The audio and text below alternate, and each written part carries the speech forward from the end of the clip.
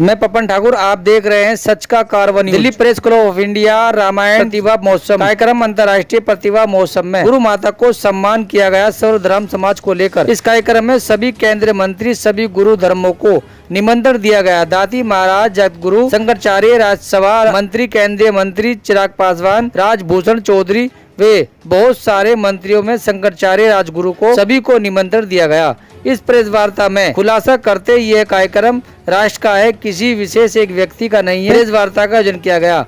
आइए लेते हैं सीधी जानकारी। आप देख रहे हैं सच का कारवा न्यूज़। पत्रकार पपन ठाकुर की रिपोर्ट, दिल्ली। मैं नाम डिस्क्लोज नहीं करना चाहूँगा। प्रयास मेरा है कि ऐसे लोग आए जिनके वक्तव्य को लोग माने, और हर, जैसे भाई साहब ने कहा दलित की बात की, हम चाहते हैं कि हर क्षेत्र से लोग आएँ, क्योंकि सबका कार्यक्रम है, व्यक्तिगत किसी का कार्यक्रम नहीं है। हर जाति, हर धर्म का कार्यक्रम है, हर संप्रदाय का कार्यक्रम है, क्योंकि सबको साथ लेकर के चलना हमारा उद्देश्य है। विश्व कल्याण की स्थापना करना मेरा उद्देश्य है। जन जन में प्रेम की भावना भरना मेरा उद्देश्य है। निश्चित रूप से मैं निमंत्रण दूंगा, सादर प्रार्थना करूंगा, और अयोध्या में कार्यक्रम हो रहा है तो बिल्कुल बुलाने का प्रयास करूंगा।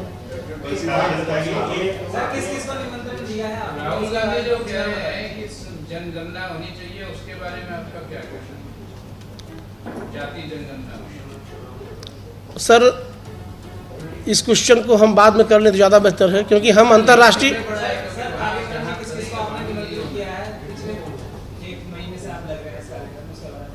कार्यक्रम में बहुत सारे केंद्रीय मंत्रियों को निमंत्रण दिया है, बहुत सारे धर्म गुरुओं को निमंत्रण दिया है, दाती महाराज जी को निमंत्रण दिया है, जगतगुरु शंकराचार्य जी को निमंत्रण दिया है, राजराजेश्वरानंद जी को निमंत्रण दिया है, लंदन से कई संतों को निमंत्रण दिया है, और केंद्रीय मंत्री चिराग पासवान जी को निमंत्रण दिया है,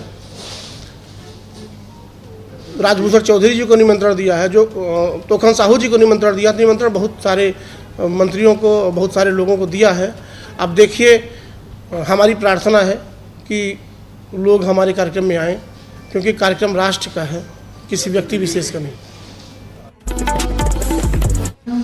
बहुत अच्छे से विस्तार से जानकारी दी और कई ऐसे उदाहरण दिए जो मानवता को एक संदेश भी देते हैं। तो आपका बहुत बहुत धन्यवाद। और मुझे पूरा यकीन है कि हमारे जो मीडिया कर्मी साथी यहाँ उपस्थित हैं, अयोध्या में संपन्न होने वाले इस खास कार्यक्रम की पूरी जानकारी अब आपको मिल गई होगी। और इसी के साथ अब मैं आप सभी साथियों को ये भी बताना चाहूँगी कि हमारे बीच यहाँ एक और खास मेहमान है, जो कि है महाकाल मानव सेवा समिति की अध्यक्षा गुरु माँ कंचन गिरी जी। गुरु माँ कंचन गिरी जी वो शख्सियत है जिसके बारे में जितना भी कहा जाए वो कम ही होगा। वो एक प्रखर वक्ता है, एक सामाजिक कार्यकर्ता भी है, और साथ ही सादा जीवन उच्च विचार की छवि को सार्थक करती एक महान संत भी है। अपनी एक अलग पहचान को बरकरार रखते हुए गुरु माँ कंचन गिरी जी का नाता जूना अखाड़े की महान संत के रूप में है। इसके अलावा महाकाल मानव सेवा जैसे एक बड़े सामाजिक संगठन को बखूबी संचालित भी करती है।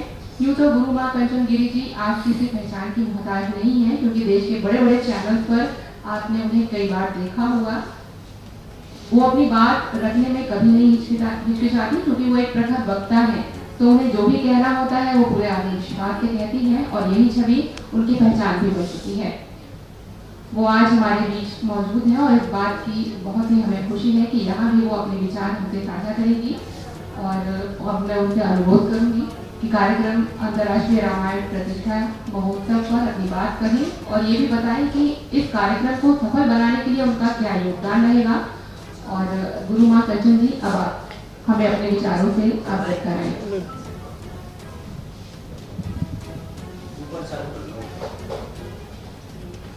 गुरुर्ब्रह्मा गुरुर्विष्णु गुरुर्देवो महेश्वर गुरुर्साक्षात् ब्रह्म तस्मै श्री गुरुवे नमः।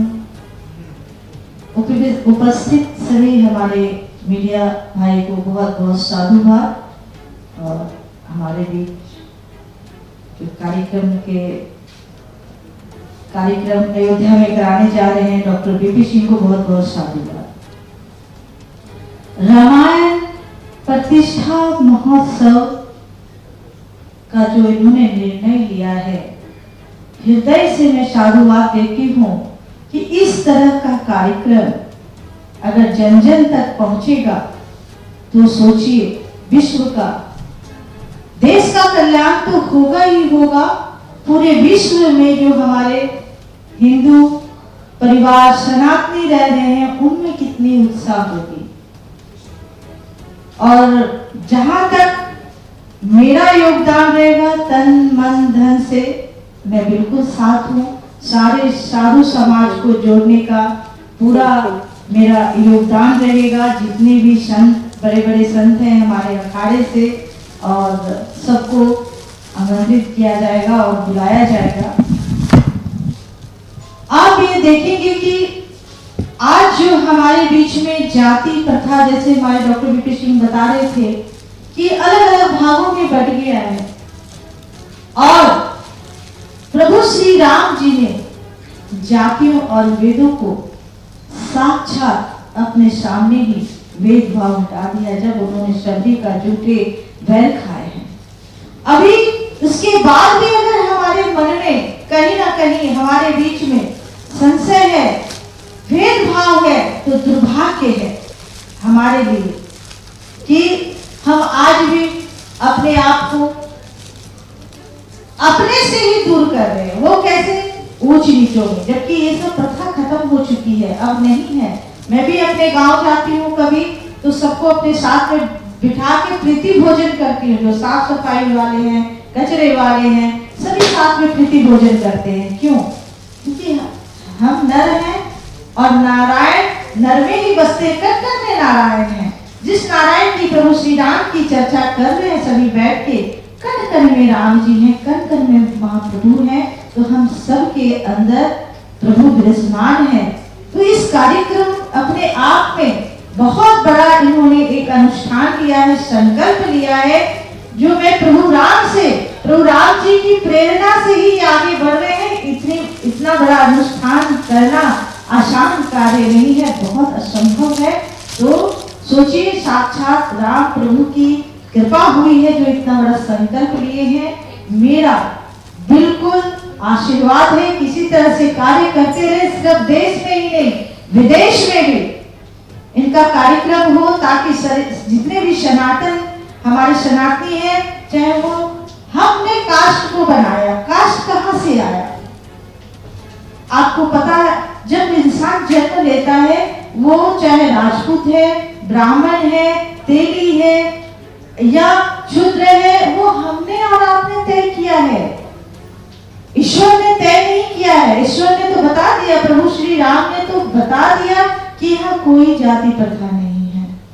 भगवान श्री कृष्ण जी भी आए, विदुर साल के जूठे खाए हैं, तो कहाँ कण कण में प्रभु है, कहाँ हमने केवल एक अपने राजनीतिक क्षेत्र में लोगों को बांटने की नीति चली है।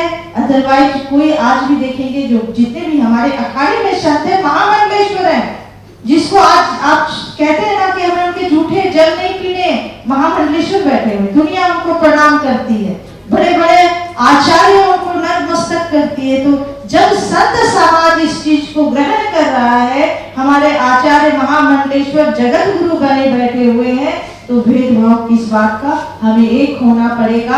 आज बांग्लादेश की स्थिति देख रहे हैं कि क्या हालत है, हमारे हिंदुओं पे कितने अत्याचार हो रहे हैं।